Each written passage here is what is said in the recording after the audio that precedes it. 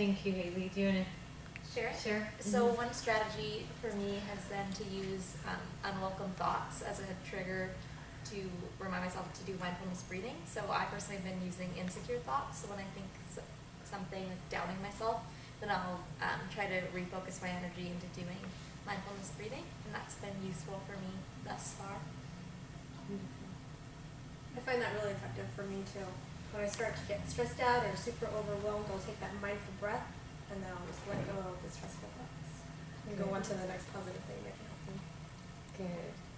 Yeah, similarly for me, whenever I start to feel stress, I know it starts to show up in my shoulder, and so I've been trying to train myself to not like keep that tension building, but rather to just take a couple of breaths. And so far, it's been pretty amazing that just that simple act of just taking a big breath is helpful. And I found that if I do that breathing meditation prior to my other meditation practice, there's a deeper focus in my other meditation practice. Ooh, beautiful. That's something that's cool. Yeah, so I don't know why, but for some reason I feel that I go deeper in the other practice. Cool. Cool. Good. Good. So those are great strategies. Good on you. And as we move forward, so one of the things that we'll be working on tonight is to implement your implementation plan of how you want to move forward with your practice. And again, we're not trying to reach a goal, we're not trying to reach a standard. Oh, I gotta do so many minutes a day here, and so much. That's not the point of the conversation. The point of the conversation is what works well for you. And when you have unwelcome feelings, unwelcome thoughts, stress, things that they don't feel so well in the body, then what is it? Can that be a reminder to breathe? That's beautiful. I love that. Good. Or choose differently. Reminder to choose differently. Good. All right.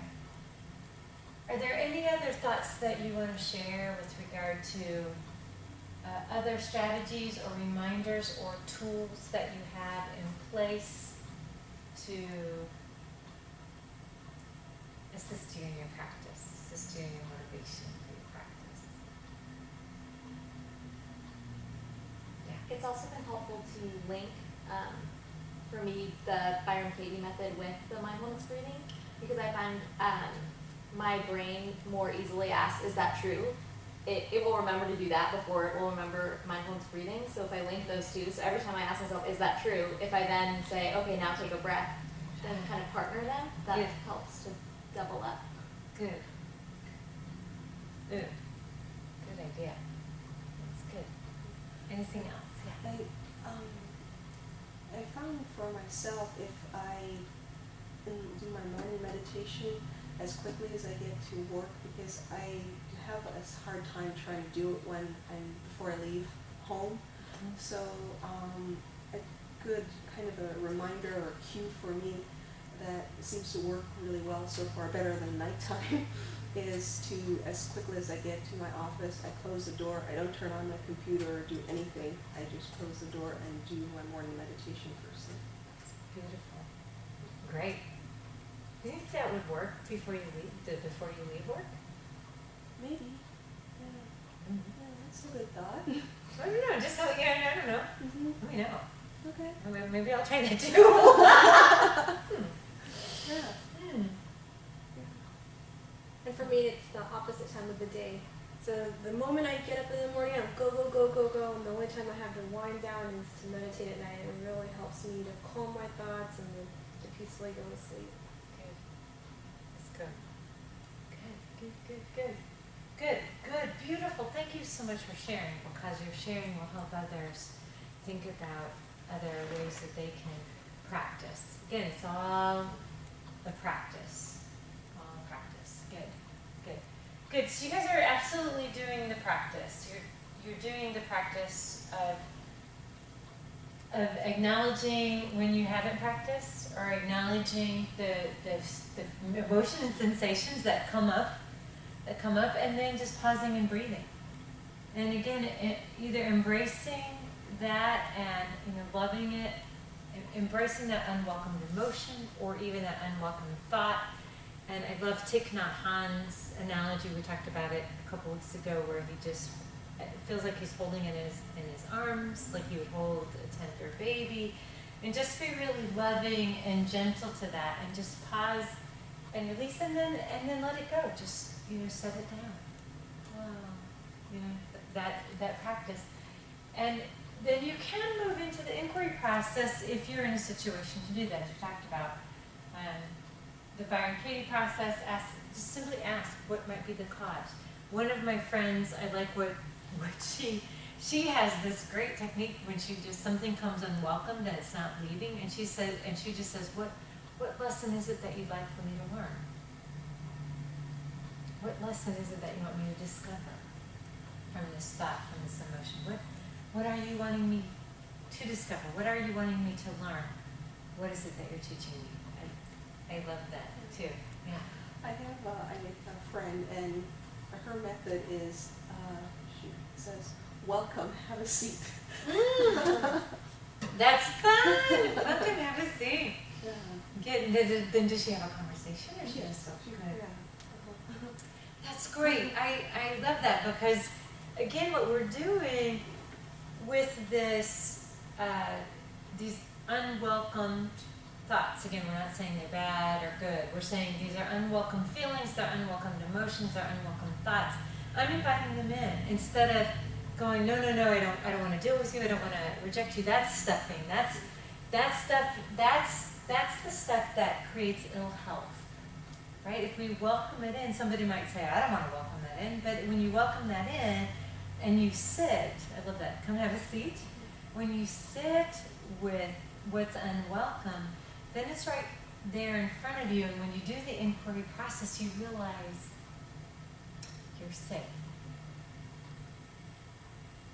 You are still who you are.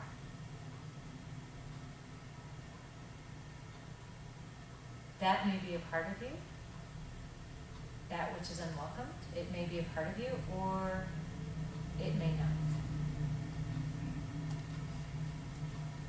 But there's no fear. You've invited it in. And then when we invite it in, and we say, come sit with me, come be with me, I acknowledge you, I'm going to breathe through you, then the hold that it has on us dissipates. Energetically dissipates. So, right, because it takes less energy to receive than it does to push away. And when we receive, and we're practicing this loving kindness, and we're choosing to let go of self-judgment, then we're committing to self-compassion, self-love. It's just really powerful stuff. Questions, thoughts? Suzanne, do you want to share your brilliant idea? Just came to you. Okay, sure. I didn't finish writing it down. Oh, I'm sorry. I was just thinking about the amount of energy that we put into pushing things away from us that we don't want to deal with, based on what you just shared. And so we put a lot of energy into doing that work, and then we wonder why we're so burdened down. Yeah. Now we can redirect that energy into the self-compassion, into the self-love. Right? And again, this has to do with that notion of authenticity. Right? This has to do with, I love Baron Baptiste's comment when I go to his training thing, the yoga training things. He hangs this big banner, and it says, "Don't be a concern for looking good." let go of the being concerned for looking good. And I thought, every time I'm concerned with how I look, every time I'm concerned with managing what you think of me, or how you may want me to appear, every time I invest in that, I'm exhausted. And there's none of this going on. There's no self-compassion. There's no self-love. And I'm cheating you of me. I'm cheating me of me. I was thinking yesterday, we went to this lecture, and I forgot his last name. First name is Tom. Tom gave a lecture in Encinitas at the Soul of Yoga, S-O-U-L, Soul of Yoga. And it was so inspiring, and the whole point of this was, if we can just remember every day that when you care for yourself, you care for me, because we all are energetically connected. I mean, there's some of this research. Have you seen the I Am documentary? I, one word, and A-M. Pearl Lopez was passing around, she's not here tonight, but she's passing around a DVD, and she honored me by sharing it with me, and I'm passing it around to inner work. But in that, there was some really compelling research that the air that we breathe out, there's a particular molecule in the air that we breathe out. And as we breathe out, this molecule has been passed down centuries. And so the science behind this, again, unseen energy, this in the case of particular breathing out a component of carbon dioxide. Do you know what this is? I think it's called argonon. Yes.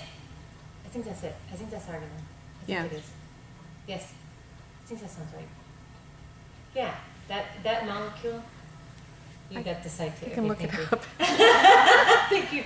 Super researcher that you are. We'll check that out. But the whole notion is all of this particular, right, and genetically, when you do the genetic codes and you see how many gene codes we share with all sorts of animals and plants and all this sort of thing. So you get to see that we really are connected.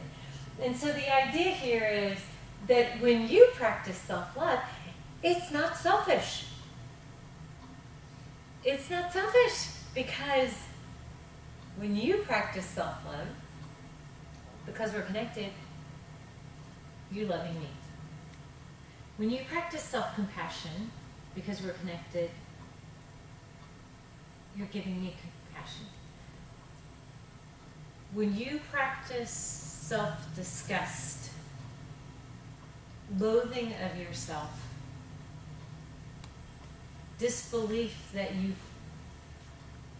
of your abilities, you are also giving that to me.